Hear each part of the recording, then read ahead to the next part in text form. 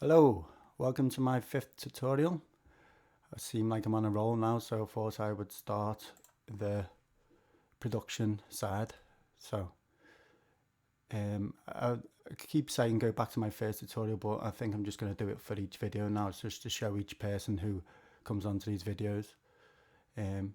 So quickly, new session, everything's new, nothing, I've added nothing, so I'm going to start how I would normally start and see if it's helpful. Here we go. So I just normally delete them 2 tracks, delete audio, and then straight off I'll go to my master, and I'll do this quick because I've got a video on this.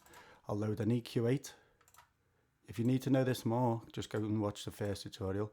Take it back to under 20 because that's sub-bass range, which is below ear level, and then leave that alone. Then I'll add a multi-band. Again, leave that as is. This is all stock plugins as well.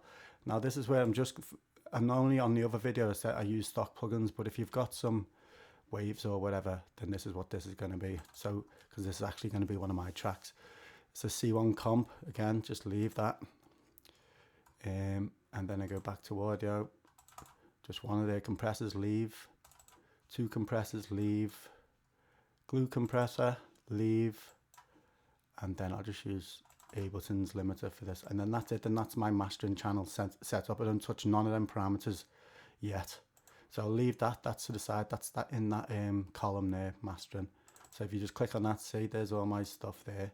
And I do that because it helps me to know what the track's going to sound like when I'm finished.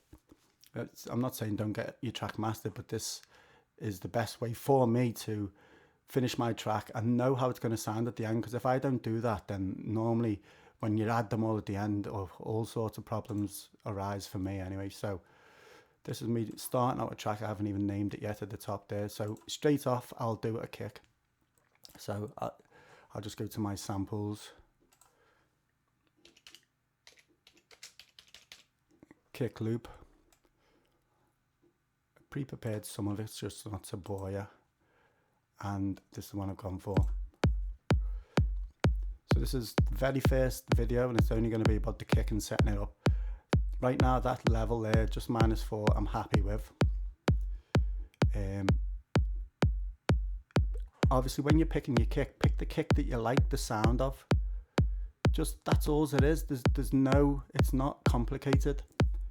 I'll do another kick video of how you can use more kicks to get more low end and more middle and more high, but this is just standard starting your track. Pick any kick you like, that's as easy as that. You hear a kick, you like it, load it up. Okay, so you've loaded it up, you've done what I said on the mastering channel. That's the level of your track that now, so see, so the kick's hitting there. So we'll go over to the master channel and see all these green bars. See the way they're under the clipping, like if I take that multi-band up, watch. See the way these start clipping? That's what you don't want on your mastering channel at any time. But you do want the levels around here, see where they're just under. And this is where your mastering side comes into it. What this does is takes your maximum point of your track and puts a limiter and compression on it. And the problem people do most of the time is they'll do their track, they'll put this mastering plugin on, and they'll just literally squash this right down, and they go, why doesn't it sound like how it sounds in the studio? The answer is because you didn't do the gain level settings. You set your level of your track, then you mix to that level, and then you compress it and you check it. But this, so on the glue compressor, leave everything alone as long as they're not clipping. If these 2 are clipping, go back to your multi-band, take the output down a bit, see the way they all come down. And again, if they're really low, like down here, just take them up to just under, because that's where you want them, that's the sweet spot. And then the last thing to do is just with your makeup, take it up. You'll start seeing the compression on the rise, the volume goes up. See the way the kick's got more of a boom, boom now? That's because we took the compression up, compressed the track, and that wasn't there before, and that's my point. That's why I master first. So I'm happy with that. -6 hitting, everything's underneath. So we'll go back to the kick now. And this is where I'll set up my track for what key I want it in, and I'm thinking I want this in a track of C. So what I'll do is we'll go into this clip, kick loop, and we will load tuner. So that kicks F sharp now, roughly, and I'll load a spectrum. Take the spectrum up with that little triangle there, click auto off. On the left hand bar, take it up, and on the right hand bar, take it up again. So you see the point of the frequency of the kick. See the way it's quite rounded, so it's quite a boomy kick. So it's hard to pinpoint where that point is, but we know it's around F sharp, so just look for F sharp.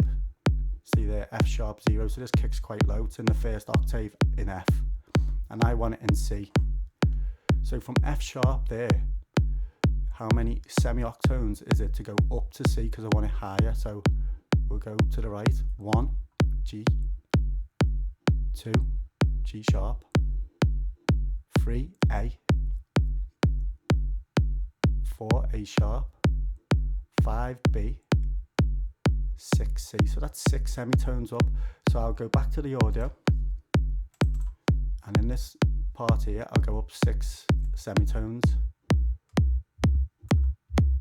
Right, okay. When you make something faster, so you got that whoom, whoom, whoom, that's because the kick now is faster, so it's not set right, but we'll deal with that in a minute.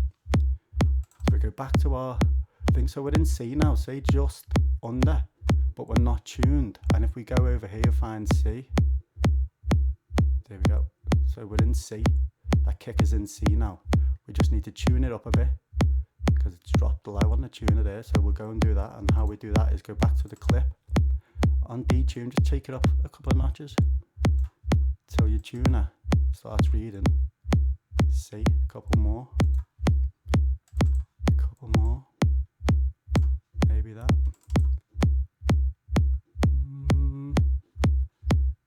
A bit more. Don't know if I've gone too far. Oh, that sounds like something's kicked in. No, we've gone too high now. We've gone to the next semitone. So it's really quick. So maybe.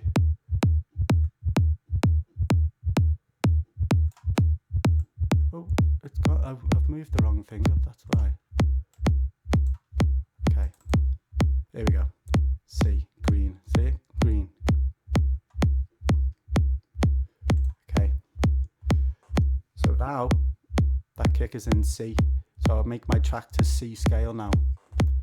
And I'm going to finish the video here because I'm going to do bass next. I'm going to do each part as an individual video, so you can go away, add your kick that you pick, add what I've just done, and then you can carry on. But just quickly, I've just forgot, because we're getting a whum whum sound, what we do is just single out one section of the kick and loop it, and just get rid of the second kick here. This is only if you're in a loop. Obviously if you're just in a single hit track, you're okay.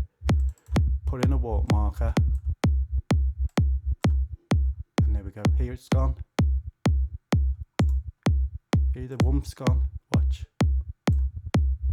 Here's the whumph.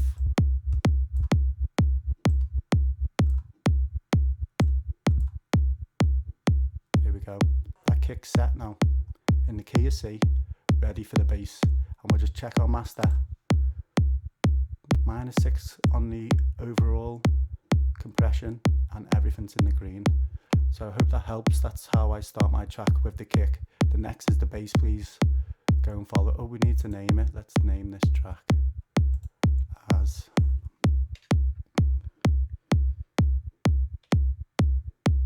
Key to the Key to the Kingdom. And I always started off with no number, and as you move along you save and save and save. I'll put in new shed because I'm in my new studio. I've got a lot of tracks that don't have new shed anymore, see, they don't have it, so I need to differ from that. Then live 10, because obviously I used to be on 9 and 8. Then workings don't delete, and then I save that. then that's it. Hope this helps. Next video is the bass. Please come and check it out.